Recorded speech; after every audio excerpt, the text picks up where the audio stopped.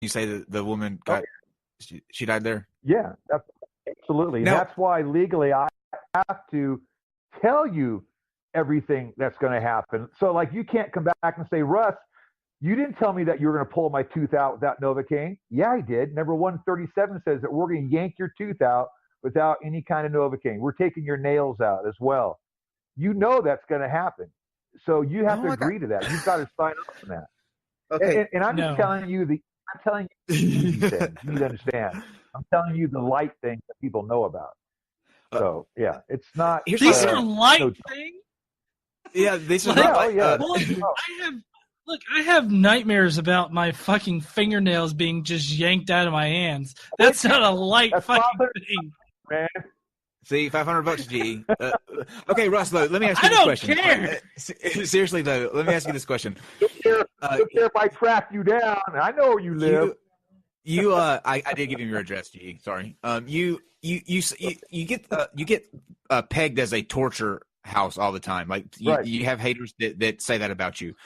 With what you just described, how are they not accurate? Because it's it's an Indiana Jones movie. Come on, man! Zip lines, bungee jumping, dealing with fire and flame, and I don't think you saw the same movie spiders and snakes and scorpions and. You're describing Saul, not Indiana Jones. That's an adventure. Oh, yeah, man, I tell you. So but people can think it's a torture house, I guess. But all is legitly here. It is exactly what I told you, but. You have to put on your logic cap. If it was really torture, would I be allowed for 19 years to be able to run this crazy place? Of course not. The police would have me in jail. There would be lawsuits against me. And we've never had one lawsuit.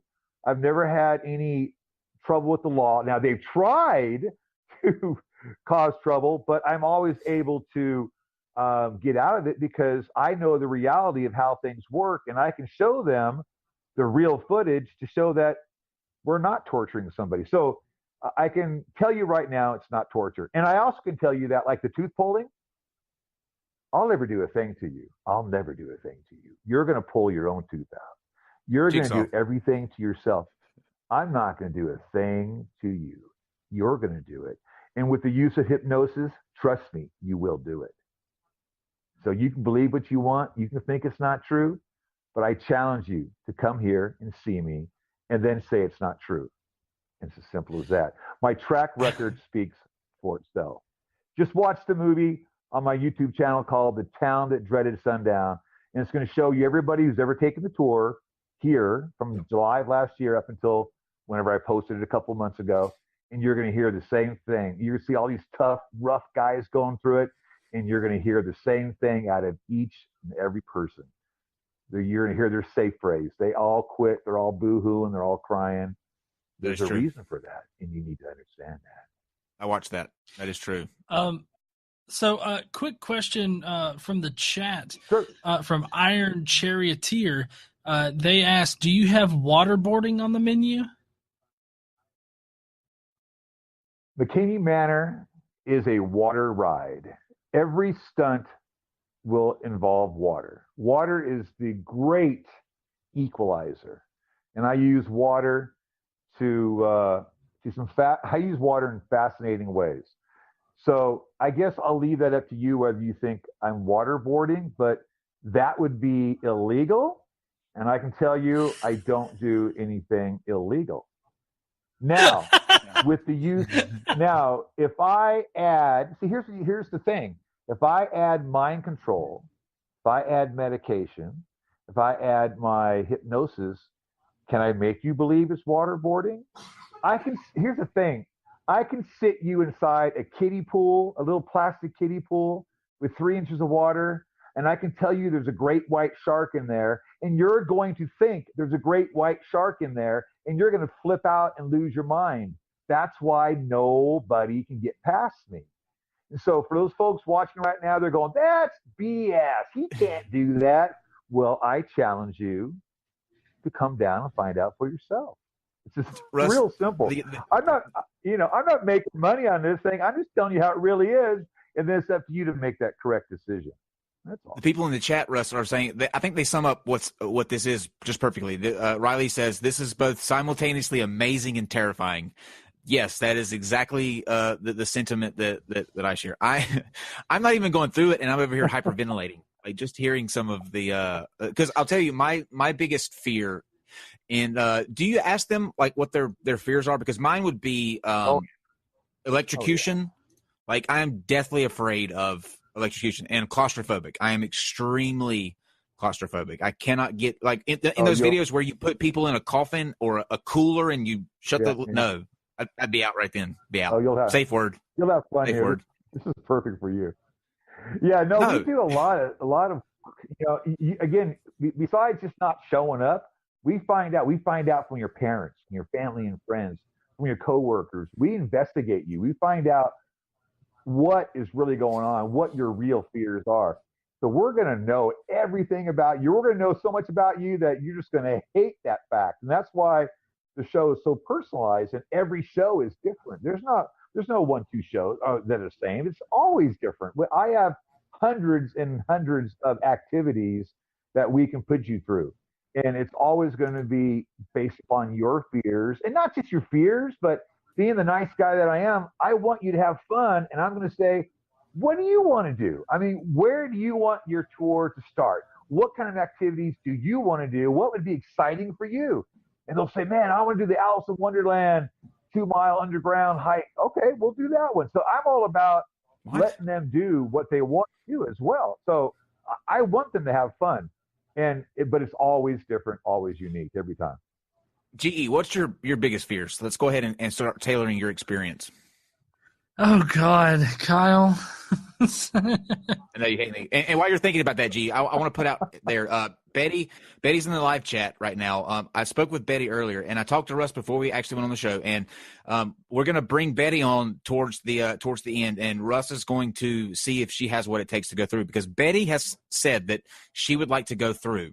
So I see Betty in the live chat. We'll bring you in here in just a little bit, and Russ can kind of size you up and see if you've got what it takes to take on the Manor. If you come in here after you've heard what he said thus far, then you are absolutely crazy. But I hope you do, because I want to see how he sizes you up. But GE, what's your biggest fears? Okay, so biggest fears that I normally say fuck off to are heights, spiders, snakes, and sharks. Please tell me you have a shark. Cool. Russ. Do you have a shark? I can hook you up with all of those items. Not a problem. Now, let me say this, too.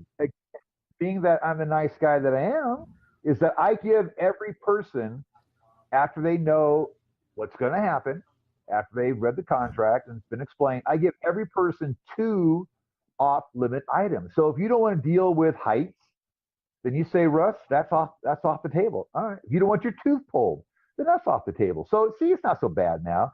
You get to choose the 2 items, but man, you better choose carefully, because everything has consequences. I'll tell you what, for sure. It's still bad. That's incorrect. It's still bad. So how do you let's talk about the contract, because that's in your videos. You spend a lot of time with each person that goes through. I mean, there's several videos of you sitting there going through line by line, making sure they understand what they're signing up for. Does the waiver, is that something that you had to kind of, based on things that were happening to you as you went along through the years, you added things to a waiver, or was that like an umbrella that just covers everything? You haven't had any times where you've had to actually pull that waiver out and say, hey, look, they signed a waiver, like we can't be held responsible for whatever's going on. Lost you for a second. Oh, can you hear us now? Right now. What about now? So the waiver is very important, because for a couple of reasons. I mean, obviously, if any kind of official sees the waiver, they can see the kind of detail that goes into it, to where there's no question that the person knows what they're getting into. It's not even an issue. It's so redundant. It's so many things are hit so many times on that waiver that you'd have to be a complete idiot to go, man, that person had no idea that was going to happen. And this is not the case. You do know.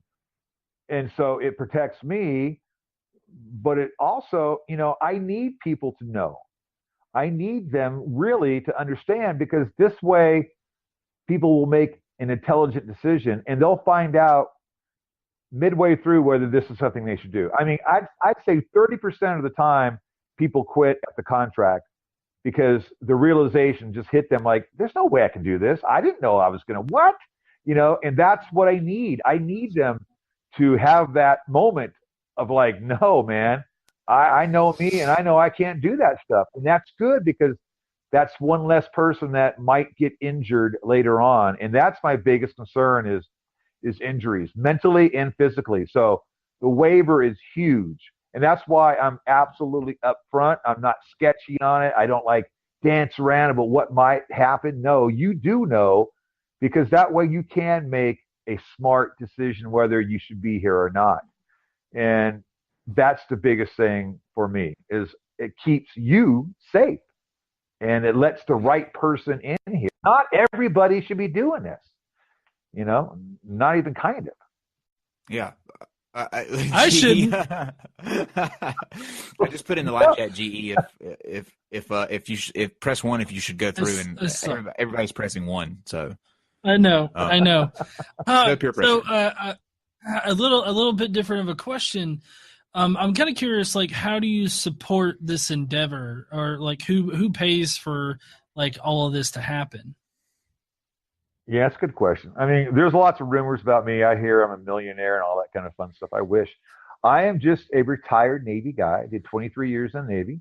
I have a small fixed income of $800 a month. Can you believe that? That's it.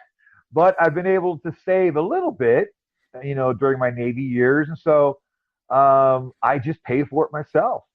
And I do ask the folks just recently, I started saying, hey, can you guys donate a little bit to your tour? Because whatever you donate goes right back into your tour. Because this is expensive to run. I put in easily over $1 million throughout the years. Easily. Not even without question.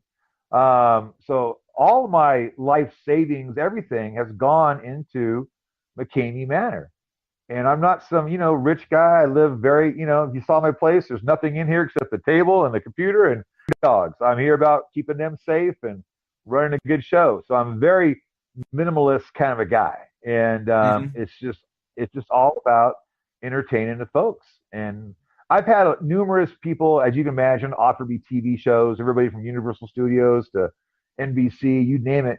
And I've turned them all down because they all wanted to give away the magic. They wanted to do the whole behind the scenes reality show thing. And that's not something I want to do. Even though I could be a millionaire by now, literally, I don't care about that. I just care about keeping the magic going, that urban legend. And it's kind of cool knowing that when I'm dead and gone, people are still going to be wondering about that McKamey Manor. Was that true, man? Is that really real? Like, yeah, it was real. And that's worth it. That's worth more than all the money in the world to me. It's just being able to entertain you fine folks and keeping the world stressed out and keeping them all, mad at me. I'm like a little puppet master, and I know exactly what I'm doing. I know how to spin people up. I know how to throw those things out there and let people run with it and freak out about it. And that's just, I get a lot of pleasure out of seeing, what people will run with and what they won't run with. And I'm just real good at what I do.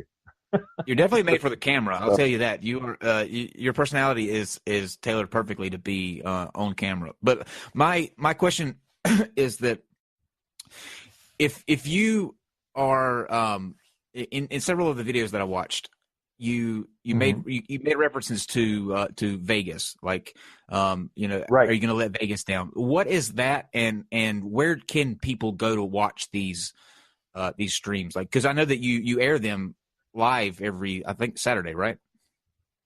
Right. So Vegas was something we did in San Diego, and that was awesome. Okay. But it doesn't happen out here because and also let me say that I never made money on Vegas. Now people paid $500 a seat to basically watch and control what the shows were. So we would be live, and they would let us know. A guy called a controller would let us know what they wanted the audience to do. They had rules. They couldn't be anything stupid or nothing. So they all knew what kind of rules they were